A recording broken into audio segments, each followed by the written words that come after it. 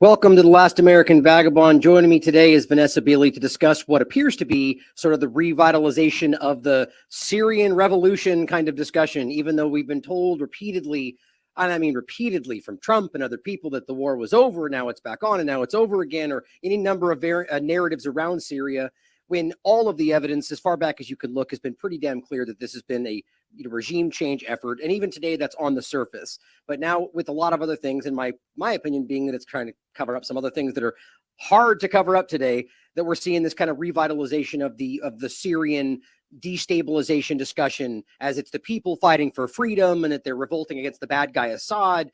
And it's interesting how in almost all of these narratives today, COVID included, they're just kind of reverting right back to 10 years ago, like we don't even realize. So I'm happy to have Vanessa back on today to break this all down for us. How are you today, Vanessa? It's always a pleasure to have you on the show. Oh, thanks, Ryan. Yeah, it's good to be back on, and it's a very critical time actually in the war for Syria. It's a major escalation on a number of fronts, actually. And, and that's one point that I think, as much as I opened with kind of like the facetious kind of perspective, is that as no matter what, there are always people that are under the boot, being, suffering by, on pretty much under most governments, all governments, as far as I'm concerned. But we can see that because of the U.S. agenda, that these people are continuing to suffer, as with so many other occupations. So what are you seeing in Syria that is, kind of indicative of this kind of revitalization of this movement, this agenda, as you see it? Well, I mean, the lead up, of course, we have to remember also that, America isn't doing too well in Ukraine. NATO isn't doing terribly well in Ukraine. There are, I think, 14 months until the US elections, as much as we know that, they're a complete theatrical event. Still, they have some meaning for people in Syria if there is some change in direction. Obviously, Biden ramped up the aggression very much so against Syria. He's been building up military presence in the northeast. He's been basically reactivating ISIS proxies, because, of course, people should know that ISIS is just another terrorist proxy of the United States cabal, the whole cabal that is trying to destabilize and balkanize Syria. So ISIS, real quick, for those who might push back on that in general, I just want to say, because that's such an important point that people, if they haven't heard that before, might be kind of taken back. Like, we'll just casually put that out. But I'm going to include the Ben Swan documentary, as well as James Corbett's 3-part documentary on this, that it's just, there's no questioning what's going on here. This is a U.S. proxy force in a general sense. I'm sure there's peripheral parts of this that maybe aren't under complete control, but that's the reality. So go ahead. I just want to make sure people know that that's not disputed by me, and that's what the facts show. So go ahead. Yeah, and I mean, also, if people want to check out John Kerry's conversations in a closed session in the UN in September 2016, which were picked up actually, first of all, by the New York Times, surprisingly, and published in full, where he basically said that Obama administration considered ISIS to be leverage against the Syrian government, and that basically they were happy to allow ISIS to flourish if it put pressure on the Syrian government at that time. Of course, back then, the US was still thinking, oh, this will all be over, in a couple of months. They're never going to withstand, as it is now, almost 13 years of this aggression and some unprecedented, savage sanctions against the people, unilateral sanctions against the people. They're never against the named individuals or entities that the West claims that they are, imposing the regimes against. They always target the people to ensure the lack of dignity, the lack of resources, the lack of infrastructure, the lack of food, the lack of fuel, energy, etc., for the people of the various countries that they're targeting.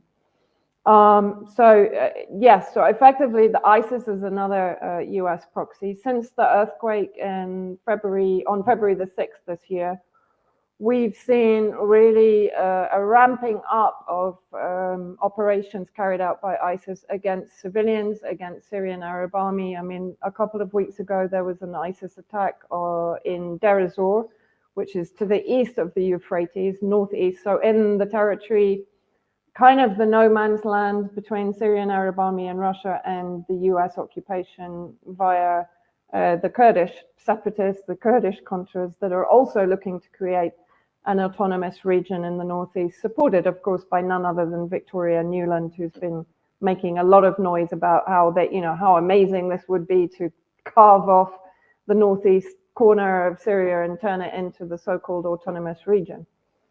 So all of this has been going on. We know that the US forces are being brought in to effectively escalate confrontation between Russia and Syria, and of course Iran and Hezbollah. Israel has been very busy targeting military infrastructure, particularly air defense, trying to destroy Syria's air defense capability, but also trying to kind of target what they consider to be offensive weapon development in Syria. Unfortunately for Israel, the majority of this development is being done far underground. You know, the Syrians and the Iranians are not stupid. This development and this weapon development, defense and offense, is done in underground development areas. And so targeting by long-range missiles for Israel is not effective. So there was a recent report actually put out by a university in Tel Aviv, and I've written about it at my Substack. People can go and have a look. Talking about the threat from Syria, the strategic threat from Syria. So all of this kind of ties in because the messages being put out by Israel, the messaging being put out by the United States, which is becoming more and more belligerent towards Syria, as the campaign in Ukraine fails, basically, despite everything that they're throwing at it. NATO is looking, kind of ridiculous in Ukraine. However you perceive the conflict, Biden administration is losing and is basically being made to look like an idiot, although that's not terribly difficult because he doesn't do himself any favors. So basically what we have, I think, is an attempt by the Biden administration to get what they think will be a quick victory in Syria. And so alongside the attempts by the US in the Northeast to particularly secure the only safe crossing for Syria, Iran, and Iraq at Al-Bukamal, which is in the northeast on the border with Iraq. Israel regularly bombs humanitarian supplies that come in. It is, of course, also a channel for weapons and so on to come into Syria, completely legal. Syria is at war and its allies are helping. And the Al-Bukamal crossing is one of the few remaining crossings that is open for Syria for any kind of relief to enter, particularly after the earthquake. But again, Israel bombed the area as humanitarian relief was coming in from Iraq and Iran. So the US wants to secure this border crossing because that will effectively close the entire eastern border with Jordan and Iraq with the US in control. But at the same time, what have they done?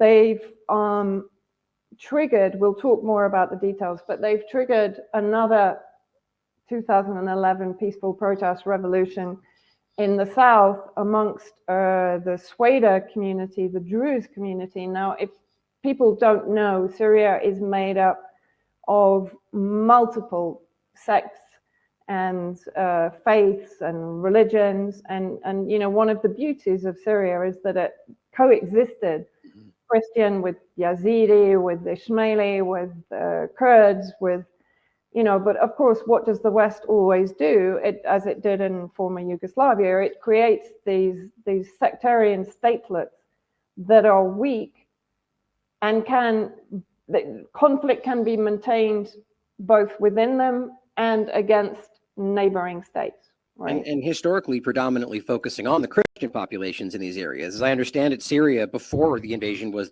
I think, had the third largest Christian population in the Middle East. These are just things that Americans, or in general, the West, don't consider or don't understand. They just perceive it as a terrorist country because that's how the US frames it, Yeah, I mean, that's a very important point. And also another important point is that the West wants to get the Christians out of the Middle East. Why? Because then that leaves a vacuum where it's easier for them to stir up sectarian conflict between Muslim Shia, Muslim Sunni, Muslim Alawite, etc., without the Christians being there as a kind of almost a buffer in a way, right?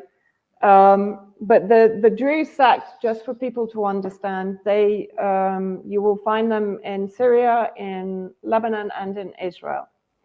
They are effectively, they're quite an interesting historic sect. They draw from a number of religions, including Islam, including Christianity, Hinduism, Buddhism. It's a really sort of interesting mix. It's a very conservative community. And basically there is a minority within that community. The majority are for the territorial integrity of Syria and for the protection of the Syrian state. One of the greatest generals that fought the war against terrorism in Syria was from Sweden, General Zaradin, who was killed by his car driving over a mine after he'd liberated Deir ez-Zor in the east from ISIS. So he's considered a hero in Syria. But there is a small minority that is effectively controlled from Lebanon and Israel. In Lebanon, the leadership is Walid Jumblat, who's a famous figure that has since 2011 been working against the Syrian government and the Syrian presidency. And it's this minority which has now been triggered. But the important point is it's not only triggering this minority, it's what the West always does. So what has America done in preparation?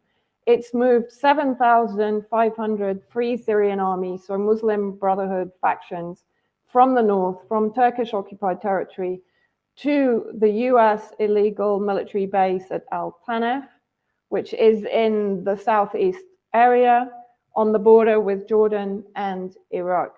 So it's moved 7,500 terrorist militants down to this camp to train them and equip them. The plan, according to documentation that was released here in Syria, showing the plans of the West to a large degree, is that those 7,500 militants will be deployed to the border with Syria and Jordan, where they will maintain and control the crossing points. This is, of course, exactly what they did with Al-Qaeda in the Northwest. The crossing points there that allegedly bring in humanitarian aid are controlled entirely by Al-Qaeda or by Hayat Tahrir al-Sham, as it's now known, HTS, led by Abu Muhammad al-Julani, who, of course, was first with ISIS, then Al-Qaeda, and then he splintered that off into HTS. And yes, you've just put Rukban Camp up on the screen. From Al Tanef, Rukban Camp is immediately to the south, and Rukban Camp is now known as, I think this was Eva's article, right? Oh, this one, yes. No, this one I believe was Whitney's. Yeah, Whitney Webb's. Oh, okay, fine. But Eva's covered it a lot as well.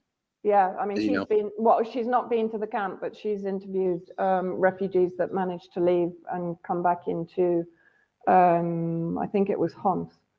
So basically, Rukban is another recruitment center for the US to bring in militants and terrorists. So if you look to the south, slightly to the west, you'll see Sweda. And then to the east, again, Dara. Now, Dara, of course, was the start of the so-called revolution in 2011. It is still a very conflicted area. It's very controlled by armed groups, mafia, that basically, when the area itself was kind of recaptured, first of all, really by Russia. Russia had control from 2018 until 2021, really. And then Damascus in 2021 sent their own military to basically take control back from Russia. But really, it's not, I won't say it's not been well handled, but the armed groups splintered into so many kind of mafia factions, including those that are doing the majority of the drug smuggling now, that it's very difficult to control. And of course, a lot of the attention of the Syrian army and military is to the north, right? So the south has to, it's a huge country when you think of a military campaign. It's very difficult to keep control of every single sector. That's really quickly, if I could make a point for that in general, in the general sense, I think what people, that's a really interesting point for people to understand how just because a group may be funding, arming, supporting a faction or not, the point is that things can change and evolve, and there will be factions that break off. But the point is that that group is still responsible for the creation, arming, and funding of that group, whether or not they're still dictating their choices today. That's one of the games that kind of get played, even going back to examples of Saudi Arabia sort of admitting that from their Wahhabist kind of mindset, like the groups they created were all kind of originated from this kind of creative point, but then they don't necessarily have control of all of them today, but it's still ultimately their responsibility. So I think that's an important point to understand, because as you're saying, they just dump money and arms on anybody they might think will destabilize the area, and then kind of stand back and act like we didn't do anything about that. And I just think that's important to understand. So go ahead. Yeah, I mean, I always say this, I when you take out the religious aspect, all of them, ISIS, Al-Qaeda, al-Sham, Jabhat al-Nusra, all of these groups form their own mafia in a way. So I tend to see it, even though they are all kind of receiving funding from various different streams that are involved in this destabilization project, they have their own agendas and interests in relation to power, to status, to territory, to control, to money, very important. These guys are mercenaries, basically. They're not fighting for any real ideological aim or agenda. That's a really important point as well for people to, like, as much as that's how it gets framed from the West, as you've covered a lot, like a lot of these groups are outwardly, like I think even also was admitted by the Saudi government as well to some degree, that most of these kind of leadership factions of these larger groups aren't actually religious at all. It's more of a tool that's used to, that's a statement. I can't verify that, but that makes a lot of sense to me, that it's just another tool being used and people fall into that. Yeah, I mean, probably the most purest, funnily enough, is ISIS, that really does have this vision of a caliphate and so on and so forth. But the other groups I would definitely perceive more as mercenaries. I mean, particularly the foreign groups like the Uzbekistanis, the Turkmens, the Chechens, the Uyghurs, and so on. I mean, okay, some of them do have an idea of creating some kind of caliphate inside Syria, but above and beyond that is their ability to earn money out of this, basically. They often see themselves taking advantage of what the West is doing. It's kind of like they're both see themselves as taking advantage of each other. Because, I mean, like in a general sense, and that, as you said, it's not really about any aim or goal. It's really just about taking advantage of the situation. As long as it's opportunism, basically. And so what we're seeing now is basically opportunism, right? Because with the US power multiplying them, and from a very close distance, so from Tanef, the US already has military personnel there. It has a fairly big arsenal of weapons, including HIMARS, long-range, ground-to-ground missiles, and so on. Israel often carries out attacks from Al Tanef because it perceives it as protected territory, even though it's Syrian territory. Jordan is in on this plan again. Of course, it was in on the plan in 2011. And the idea is basically, with this movement of Druze who are calling, the movement itself are calling for federalism, separatism, etc., autonomy. So they effectively are saying, like the Kurds, we want an autonomous region inside Syria. But of course, what's happening, and this is what the West is kind of hoping for, this will spread to Dara, for example, and it already is. The Dara terrorist groups are already coming back together and supporting the movement in Sweden because they see it as an opportunity for the US to come in and help them to annex this territory, right? So that's a whole swathe of territory in the south. And also you have to bring in Israel, because Israel has been targeting the Sweden factions since, well, for decades, actually, because along with the Golan territory, it perceives as sort of absolutely optimum for them to have control of the territory, kind of Sweden, Dara, and south. So for Israel also, this is a perfect opportunity. Now the other thing, sorry, go on. Oh, I'm sorry. I was just going to ask, is that because of, is it like higher ground as well as the water resources? Is that the whole general area right there? I know it's the Golan Heights part of it, but is that more strategic? Well, I mean, the Golan Heights, many people don't know this. They tend to think about oil resources, but actually the Golan Heights provides Israel with 30% of its water supply. Right. The territory in Sweden is kind of interesting. It's tactically quite good, but from Sweden to Tane, for example, it's very treacherous territory. I've been there. When the ISIS attack took place against the eastern Sweden villages and Sweden city in 2018, and a number of women and children were kidnapped, and they were taken into the Badia, into the desert between Sweden and Al-Tanaf. It's volcanic lava desert. It's the most bizarre. It's like a kind of lunar landscape. It's very treacherous. It's very hard to walk on or to travel across. But of course, it's also perfect for hiding terrorists in the caves and the holes in between the lava. They're very difficult to see, and they're very difficult to fight against, right? And in Sweden, there is high territory, and again, a lot of rocky territory with caves and so on. So to a large degree, from a fighting perspective, it's good territory to have hold of, because it's very difficult to attack, basically, as is any high ground, right? Yeah. But yeah, sorry, go on. Oh, no, I was just going to say, before we get any further into the details of this, just a quick question for you, because it's really interesting, the kind of how this is all coming back up again. But what do you think again, your opinion based on what you see happening, is this just about is this all about Russia?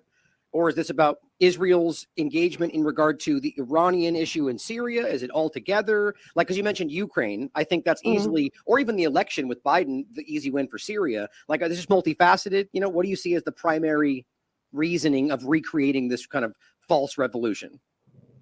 Well, it's kind of interesting that a lot of the tweets that are being put out also have on their profile Slava Ukraini, etc. So there is a definite connect, and a lot of the rhetoric is not only against the Syrian government, but also against Nazi Russians, right? Which is very reminiscent, of course, of the Ukrainian, Russian orcs and so on. Yeah. So there is definitely a connect, yes, and this is definitely against Russia. From Israel's perspective, of course, it's against Iran and Hezbollah. And against Iranian presence, and as I said, weapon and defense development in Syria in collaboration with Iran, because it's predominantly Iran. North Korea also plays a part, interestingly. Interesting. But more from a point of view of technology. But Iran is really playing a hands-on part in preparing Syria for the potential of heightened escalation with Israel, right? Which clearly seems to be happening. I think that the Druze part of this we've talked about in the past a couple times, actually. It's interesting, specifically from Lebanon's perspective, that this seems to be, I would predict, based on your work and others, that that's something we're going to see rise up in Lebanon, just like it's happening in Syria. Well, yeah, it's interesting. I was talking to Marwa Osman about this the other day, because we've been talking about the situation here. And as she pointed out, British intelligence, US intelligence, but to a lesser extent, this is a British project in Lebanon. They've been developing, for example, the Palestinian camps, which are predominantly Muslim Brotherhood in Tripoli in the north, but also in the various other Palestinian camps. And as Marwa pointed out, in one camp alone in Beirut, there's probably 250,000 radicalized militants, or potential militants. And that's without looking at Tripoli or some of the southern camps, for example, that we're seeing explosions of conflicts in, I can't remember the name of the camp, but it's at Sidon port in the south, where there have been Islamist factions fighting against Fatah factions inside the camp, and there have been quite a high number of casualties there. So in Lebanon, we are seeing kind of, obviously, not the start, we're seeing an increase in kind of sectarian provocations, for example. So there is potential, yes, for Lebanon to get pulled into this. That would just suggest to me that this is obviously much bigger than one territorial issue. Oh, Right? yeah. The budding of something much larger, hopefully not something as large as we might be able to envision. Like it begins to feel that way though, right? With the multi-front wars, it's all you're seeing these very clear sides divide, Iran, Russia, China. It's very concerning because as much as I don't like to fearmonger about the bigger worries of nuclear war and things like that, it's hard not to see that kind of creeping in with these kind of alignments.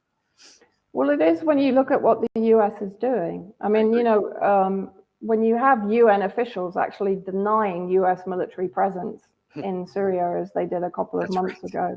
That was embarrassing. But the thing is that Al-Tanf, again, they've not only got this 7,500 terrorists from the north, but they've also brought in 16,000 Druze to be trained up. 3,500 are supposed to be released back into the Sweda area to effectively replace the existing governmental security agencies, police force, etc. So this is clearly like a move to create a shadow state within Sweda itself. We know, or we believe from reports that have been made here in Syria, that this is being backed again by Qatar. And it's interesting that Qatar was the one country that didn't come forward to normalize with Syria when Saudi Arabia and UAE, etc., and when President Assad was invited to the Arab League summit a couple of months back. Qatar very much kept in the background. Also, simultaneously, so these meetings took place in Paris between British and French officials and the leadership of one of the movements in Sweden. A certain amount of money, they're saying 200,000, was given to the leadership to start kind of presenting themselves as the savior of the people in this area, because of course everyone is suffering from electricity blackouts, energy deprivation, rising food prices, inflation, et cetera, et cetera. And the government is struggling to deal with it. I mean, this is normal. 12, 13 years of war, continuously, increasing sanctions, even sanctions on countries that might want to come to the assistance of Syria and invest and help them to rise up. They will actually be sanctioned, right? Which shows you this is a war on the people of Syria, as you've mentioned many times, right? You mentioned before in your report with the UK column that they essentially had stopped Russian aid from coming, arguably because they wanted to be the ones to be the heroes of the moment. But either way, hurting the people they claim to be fighting for. Can you speak on that? I think that's very telling. Well, yeah, I mean, this is the Western ploy again and again. It's to reduce the people to such a level of desperation that the US can then come in either directly or through proxy and provide them everything they didn't have for 5 years, right? And so, of course, you have to be incredibly strong to resist that. If someone's coming to your house and saying, hey, we'll give you running water 24/7, we'll give you electricity 24/7. And of course, with Jordan right on the border, this is a possibility. That's what they've done in the Northeast. The Kurds have everything, including the oil that they steal from Syria and the agricultural produce that they steal from Syria. But they have everything. They have cars, they have fuel, they have money, they have a good life. And when you compare that to the misery that people are living under in Syria, it's a huge temptation. And the West know that. They know it. That's what they do. That's why they put sanctions on.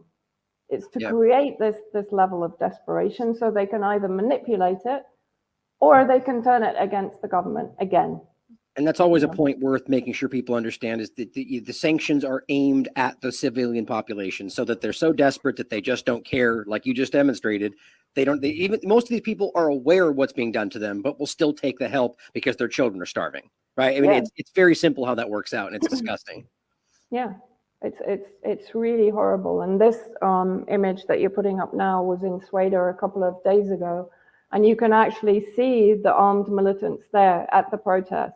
So we are literally going back to 2011. The interesting thing, and I have to keep repeating this, because actually Mike on UK column asked an interesting question. He said, but how can people fall for this again? And I said, but you have to understand the West's MO. So they will take a minority that are already marginalized or are already in opposition to the government that they are trying to destroy. Right. They take an organic base that they really, yes, right. Yes.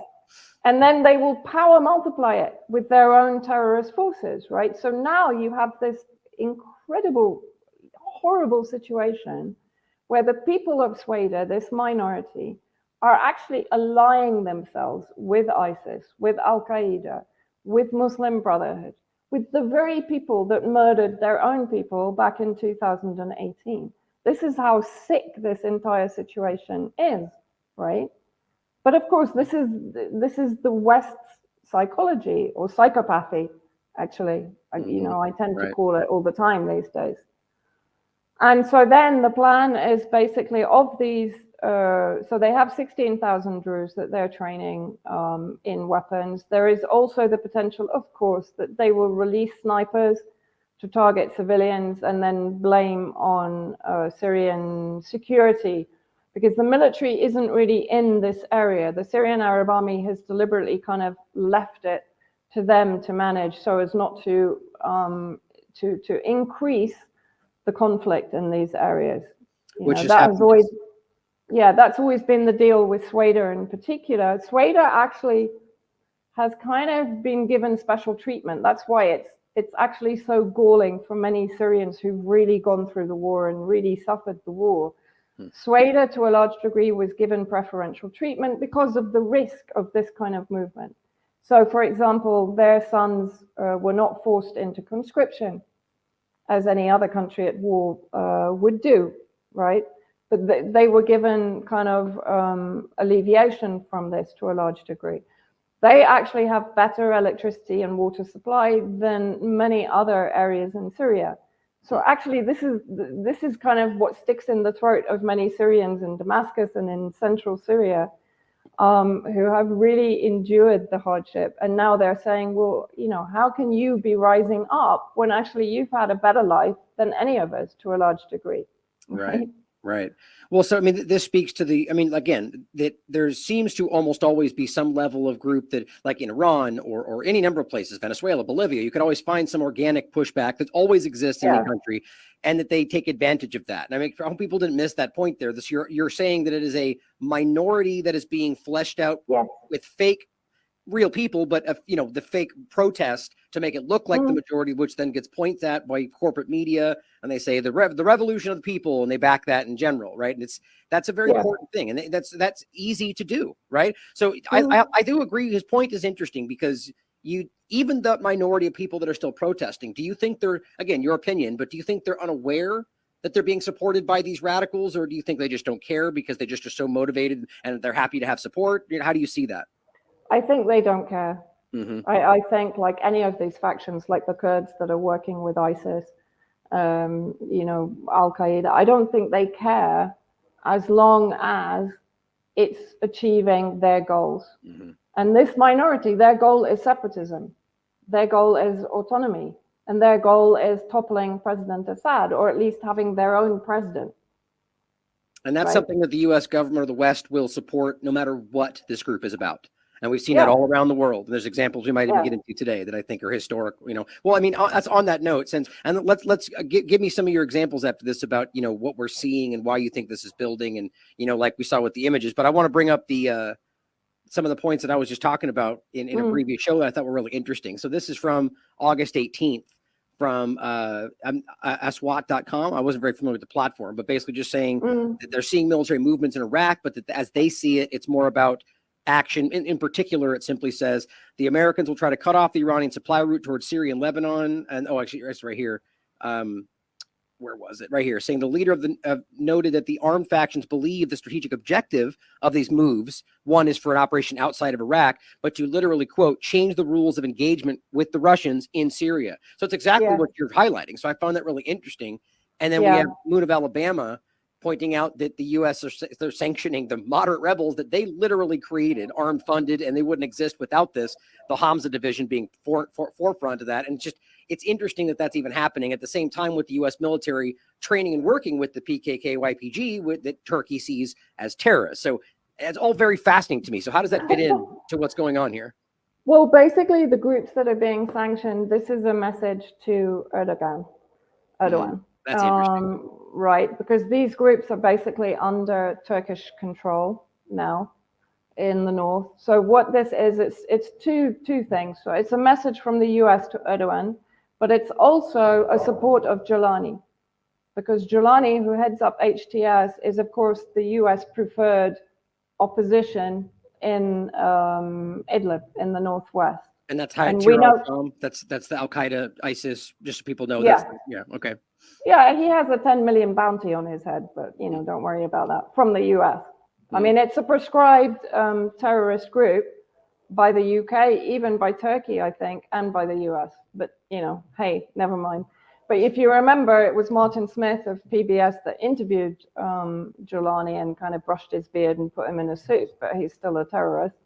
And more recently, in May of this year, France 24 journalists went into Idlib and did an interview with Giuliani, again, normalizing a terrorist group to present them as legitimate, sorry, the cats are fighting, Okay. as legitimate opposition to the Syrian government.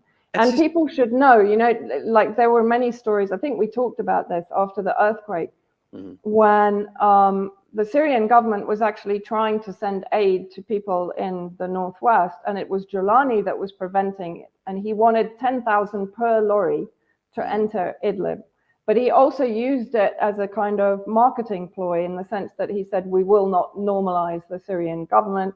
You know, we consider ourselves to be independent and legitimate opposition. And for this reason, they've created the what's it called? God, the national, the Salvation Government, but it's still HTS. It's like the white helmets. They just put on a white helmet and then they become politicians rather than terrorists, you know. So it was two-pronged, basically, these sanctions. It was a message to Erdogan, and it was kind of promoting Giuliani. It was helping Giuliani, because there are battles that have been going on for some time where Giuliani is trying to either bring other mafia terrorist groups under his umbrella, or if they're not playing ball, then he's wiping them out with the help of the US, of course, because Giuliani and his henchmen call in the strikes, the assassination strikes, particularly of groups like Haras al-Din, who are in direct opposition to Giuliani. So Giuliani, you know, gives a call to the CIA. The CIA send out their drones, and Giuliani gives them the coordinates, and boom, you know, the leadership is gone. So it's a really, it's such a dirty war, you know. And the thing is, who's at the root of it? The U.S. cartel. And I'm not, you know, not only the U.S., of course, all of the alliance, including the UK, EU, particularly France, of course, Israel, Qatar, and before, of course, Saudi Arabia, Turkey.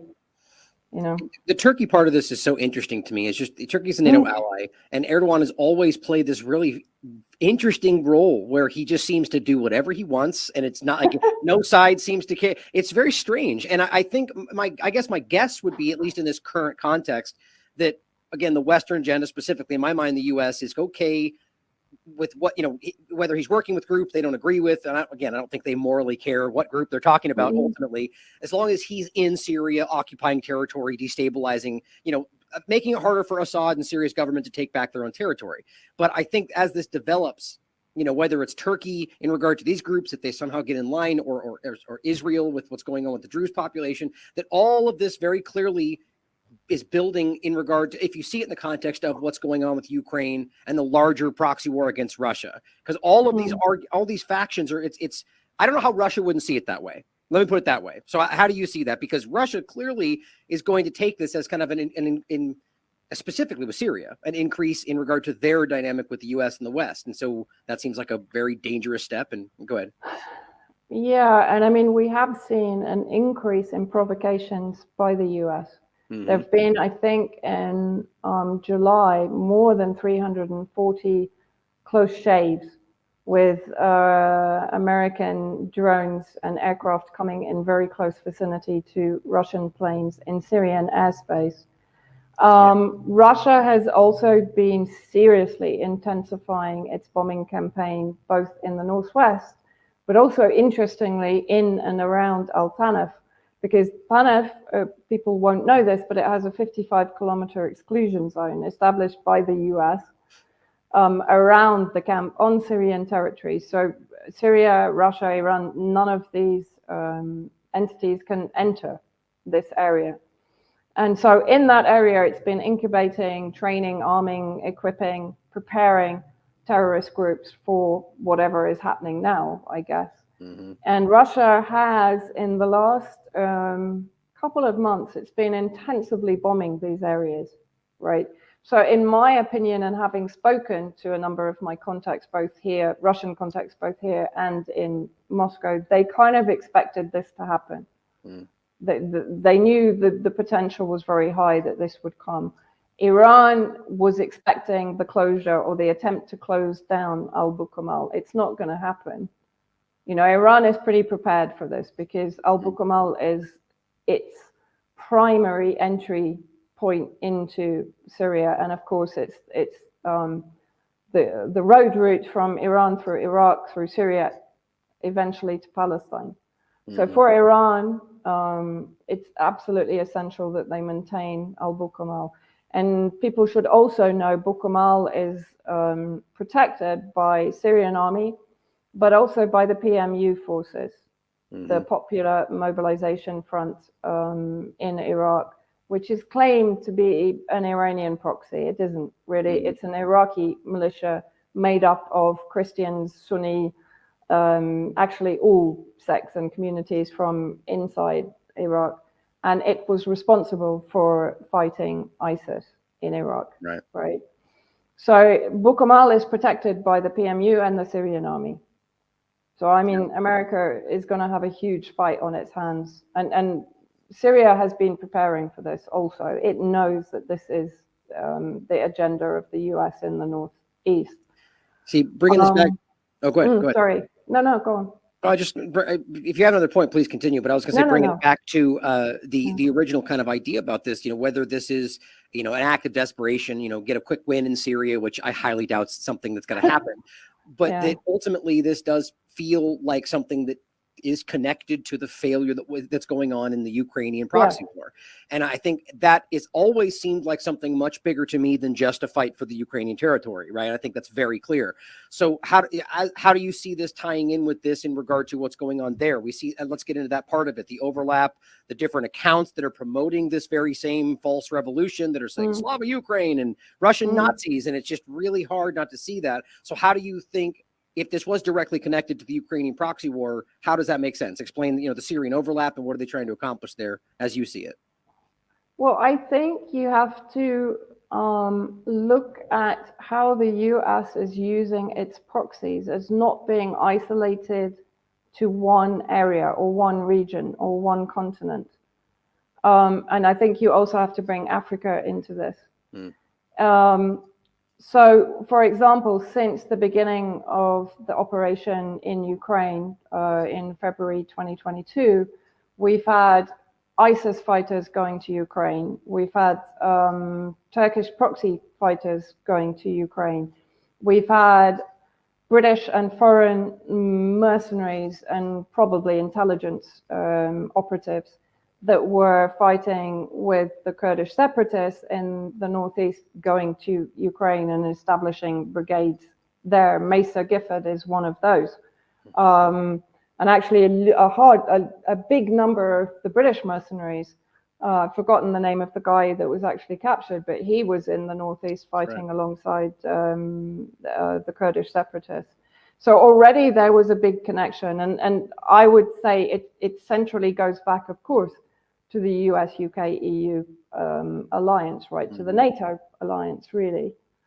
And then if you look at Africa, of course, what have they been incubating there? Al-Qaeda, ISIS, Boko Haram, that's just another derivative of ISIS and Al-Qaeda in Nigeria, in order to destabilize the continent and to prevent Russia and Chinese development there, basically. or as they perceive it, of course, the seizing of their imperialist spoils. Right. That's God the bottom forbid they line, make right? agreements with people as opposed to just strong arming, what happens. Yeah. What's interesting though is, we've seen Niger, we've seen a lot of these different, a lot. I mean, I was just trying to find the article. Couldn't pull it up quickly, but I saw a report from the Statesman about 15 different, basic coups that you can tie directly back to U.S. personnel on the ground there, which is nobody would bat an eye at. Like clearly we can see that happening. And so it's again, it's hard not to see this as kind of one big playing field. And the way you just described it before, basically sounds like this Ukraine hotspot is like this dumping ground for all the worst extremists of all the different groups, and Russia seems to be fighting that war. That's but not also, to frame it as good guy, bad guy, but that's hard not to see. Go ahead. But you've also got when you said dumping ground, I agree completely. But also look at it that it's a weapon hub. Mm-hmm.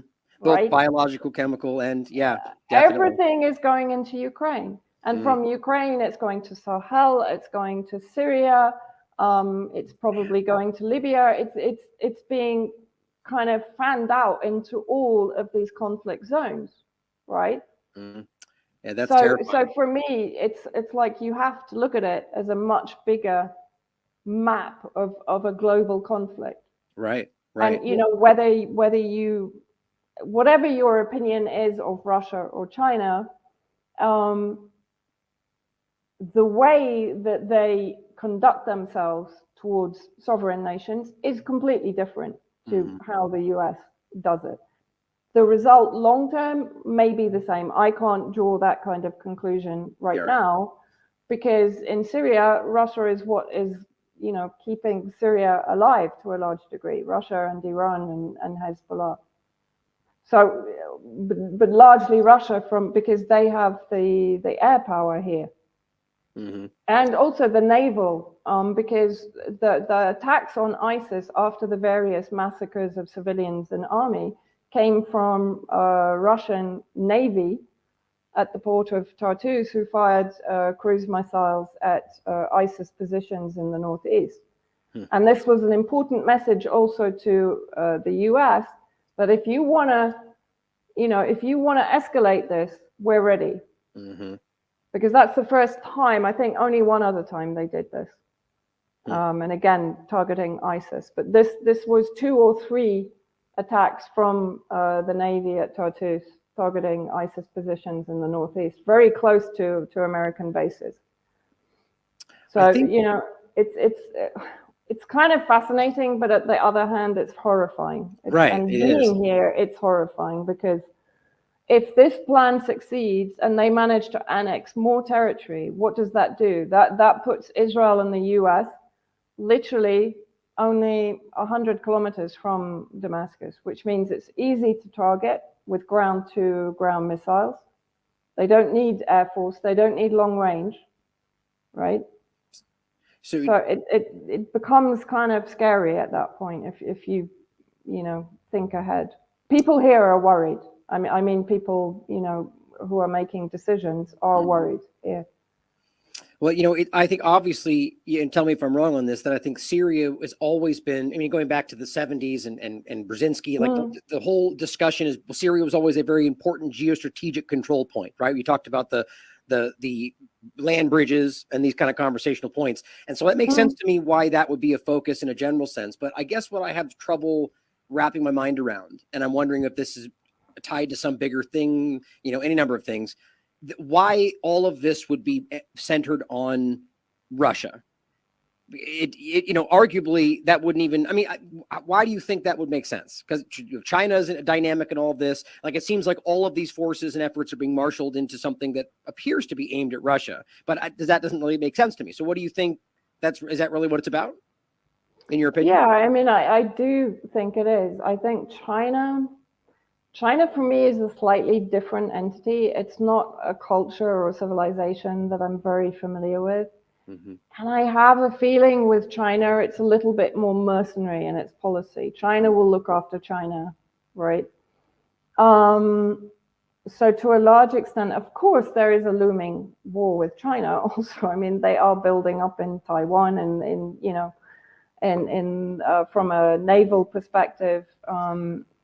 But I think also Iran is a target here. I mean, the fact that they are now moving, I think, aircraft carriers into the seas in the Middle East, that's as soon as they move aircraft carriers in, as a friend of mine said, that's a clear sign that conflict is expected.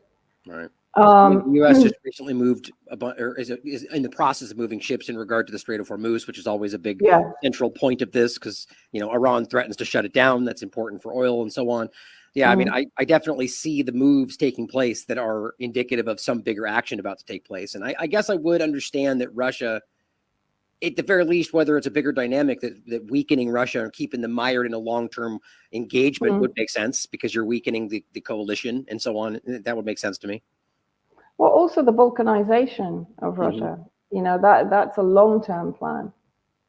And because I think, I mean, if you read the Grand Chessboard, Brzezinski, which I'm sure you have, it's very much, they perceive Russia to be the greater threat to a large degree. Maybe because existentially, culturally, Russia rejects so much of Western policy, Western ideology, and it has a very powerful religious base. I mean, that's one of the reasons that Russia came into Syria, of course, was to protect the Orthodox Christian communities here. And just if I could add to that really quickly, that's actually an interesting thought, because China overlapping with the West is there's not much overlap ultimately. There is, but you can see from a Russian perspective, like just taking this from a U.S. government centric kind of perspective, Russia culturally is threatening to a lot of what's happening in the United States. So that actually makes a lot more sense to me, because they would be more of the group that would at least present themselves as, look at us, we're not, not to get this in other topics, but the trans agenda, different things, and so that actually makes a lot of sense to me now that we've fleshed that out a little bit. So that's interesting. Yeah, I think it's very much about, there are people within Russia, of course, there are people within China, there are people within every nation in the world that are aligned in one way or other with the corporatocracy in the West, for sure. But I speak to Foreign Office officials who know exactly what the West is trying to achieve. And they are completely opposed to, the transgender movement, vaccines, COVID, everything. They're totally on board with everything that we're talking about, right? And that's very much the same here. And that's where I always struggle with kind of saying point blank, they're in on it, they're all bad guys, they're all involved in it. No, because there are elements, as there are in Britain and France and Germany and so on, some that are with it and some that are against it, and some that are just too frightened to stand up and fight against it, right? But I think from a cultural perspective, Russia is naturally against it. I mean, when you talk, for example, about the medically assisted suicide in Canada, which I've written about at length, Russia point blank, in its constitution, it refuses euthanasia. Right. For them, for Russia, it's horrifying that this would be considered. It is horrifying. It's crazy. And that's the thing. The West is ideologically so opposed to Russia. And it's a bit like, the West is promulgating these narratives that Russia is stealing children and putting them in children farms and so on. I visited these children farms in the east of Russia when I went there. They are so well taken care of, and they can go back as soon as their homes are rebuilt in Mariupol, for example, they can go back.